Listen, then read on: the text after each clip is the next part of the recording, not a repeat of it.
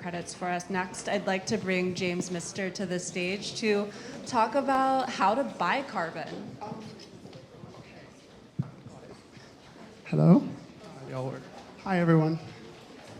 Thank you for sticking around today. I have a clicker. I have a few notes, speaker notes that I definitely want to refer to. Right. Hi, I'm James. I live in San Francisco.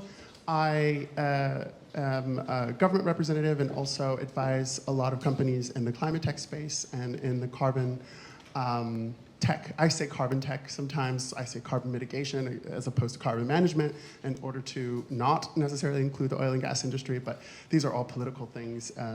I want to just start with a very brief overview of some of the points that I jotted down in the last weeks regarding carbon credits. Right. So as the last great panel of ladies mentioned, there are a few different types of carbon credits, and I'm sure some of you are aware of these. There are nature-based solutions, which one could also classify in certain ways. There are niches within nature-based solutions. 85% of the market is controlled mostly in the global south and 10 countries at the moment. You also have renewable energy credits, which are also have been referenced in the last panel, and then technology-based carbon removal, so engineered removal, which Sarah Beth just referred to.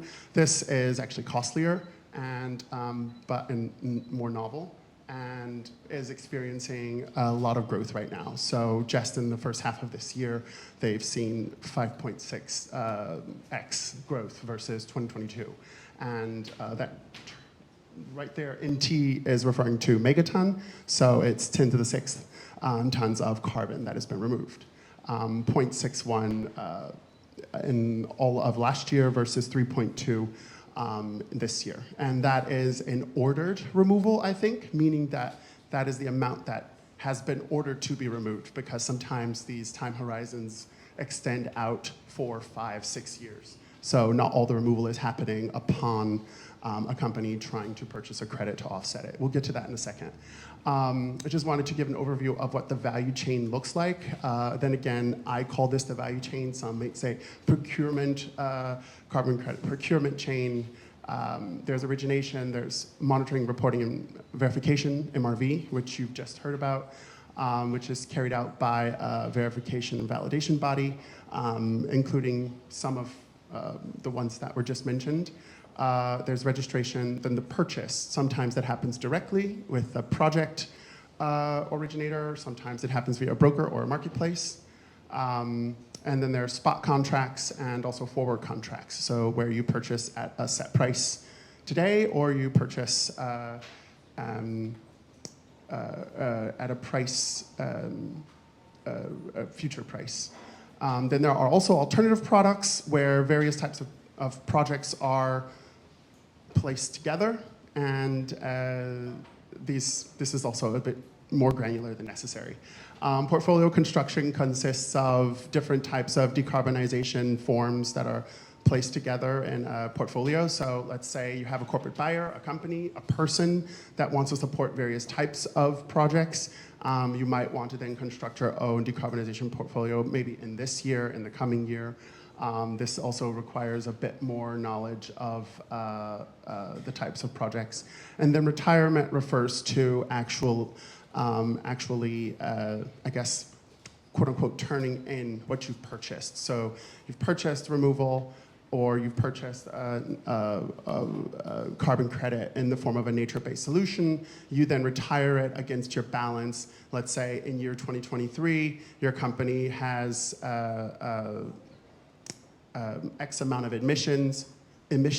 You've purchased exactly X amount of carbon credits, and you then retire them all in that year. Sometimes companies purchase for future years. That's kind of why retirement is important, because you might then purchase 4X in year 2023 because it's a better price, and then you're going to retire them in every subsequent year until 2027.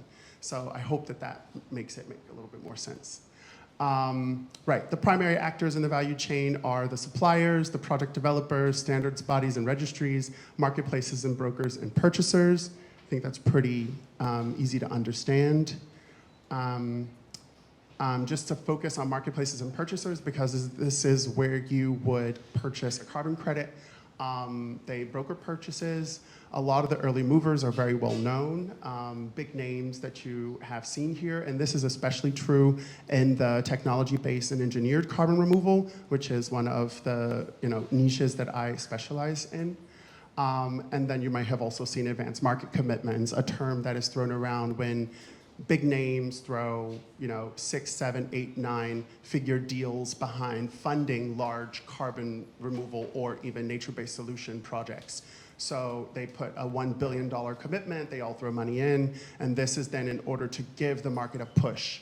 And this is especially important in that technology-based removal because, as Sarah Beth just mentioned, ecologically supported nature-based removal is so difficult to sort of tweak and change over time, whereas the other technology-based one is, you can learn as you go and scale as you go. Secondary actors, we have auditors and assurers, because we want to make sure we have high quality, highly durable, additional, et cetera, all the things that were just mentioned by Haley. Data and analytics aggregators, because of course, who's thinking about climate change without thinking about how technology can make it better, make your decisions faster, more precise, and also perhaps also leverage the use of AI, not to throw another buzzword in, but thinking about how we can leverage technology to make our decisions better.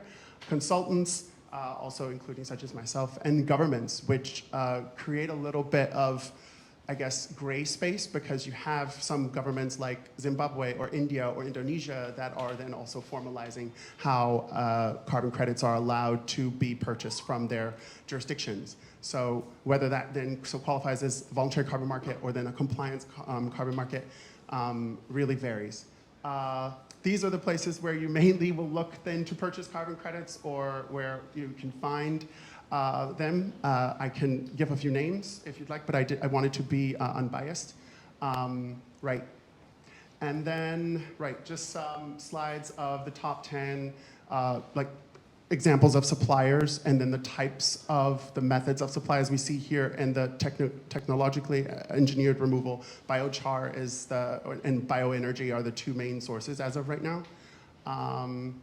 And further breakdown, more jargon for the niche of carbon removal, but very relevant.